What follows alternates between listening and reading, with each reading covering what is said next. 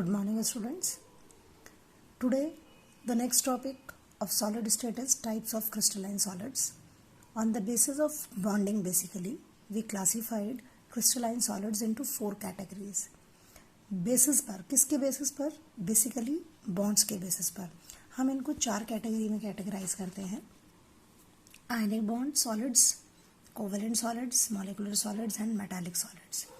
आयनिक solids का मतलब where the bond is ionic means जहाँ पर ऑलमोस्ट कंप्लीट ट्रांसफेरेंस और कंप्लीट एक्सेप्टेंस होगा इलेक्ट्रॉन्स का, they are known as ionic solids.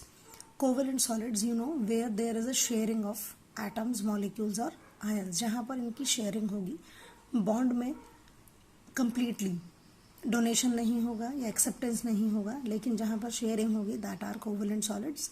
Molecular solids मतलब जहाँ पर आपका जो कंस्टिट्यूएंट पार्टिकल्स है बेसिकली वो मॉलिक्यूल्स की फॉर्म में होगा. जैसे हम एग्जांपल ले सकते हैं कार्बन डाइऑक्साइड का, कार्बन मोनोऑक्साइड का, नाइट्रस ऑक्साइड का एग्जांपल ले सकते हैं हम. तो मॉलिक्यूलर सॉलिड्स का मतलब है जहाँ पर कंस्टिट्यूएंट पार्टिकल हमारा मॉलिक्यूल्स होंगे और वीक वॉन वाल फोर्सेज उनके बॉन्डिंग फोर्सेज होंगी. And metallic solids basically metals में होती हैं. मेटालिक सॉलिड्स जहाँ पर कार्नल्स और इलेक्ट्रॉन्स के बीच में एक इलेक्ट्रोस्टैटिक अट्रैक्शन होगा, that are known as metallic solids. So चलिए चलते हैं अब आगे, इन सबको थोड़ा डिटेल में पढ़ते हैं. इस टॉपिक से रिलेटेड बेसिकली क्वेश्चन बोर्ड में बहुत बार आता है. क्वेश्चन आता है कि कुछ आपको एग्जाम्पल्स दे दिए जाते हैं और आपसे कह दिया जाता है कि इनको कैटेगराइज करिए डिफरेंट टाइप्स ऑफ सॉलिड्स में. तो उसके लिए आपको ये पता होना चाहिए कि किसकी क्या कैरेक्टरिस्टिक्स हैं. अब जैसे पहला कैरेक्टरिस्टिक्स में कंस्टिट्यूएंट पार्टिकल्स.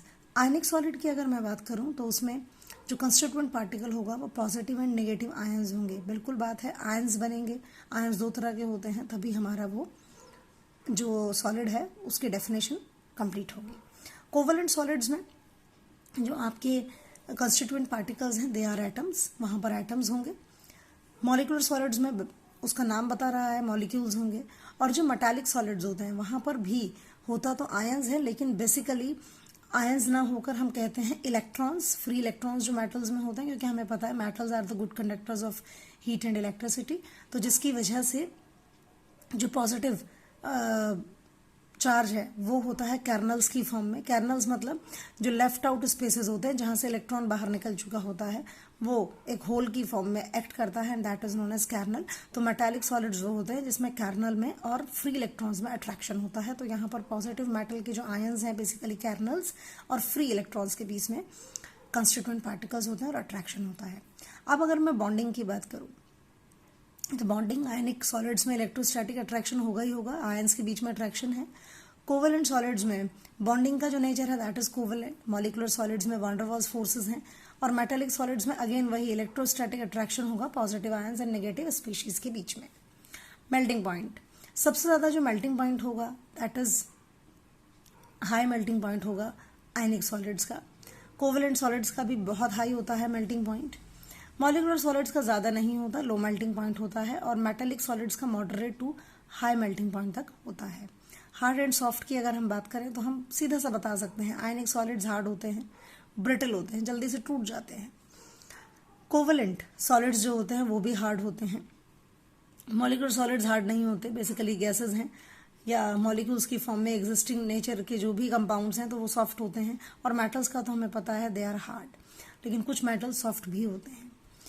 कंडक्टेंस की अगर मैं बात करूं तो कंडक्टेंस में हमारे जो आयनिक सॉलिड्स हैं और जो मेटालिक सॉलिड्स हैं वो कंडक्टिंग नेचर शो करेंगे, लेकिन आयनिक सॉलिड्स सिर्फ सॉल्यूशन स्टेट में ही कंडक्टिंग नेचर शो कर सकते हैं, वो सॉलिड स्टेट में कंडक्टिंग नेचर शो नहीं करते.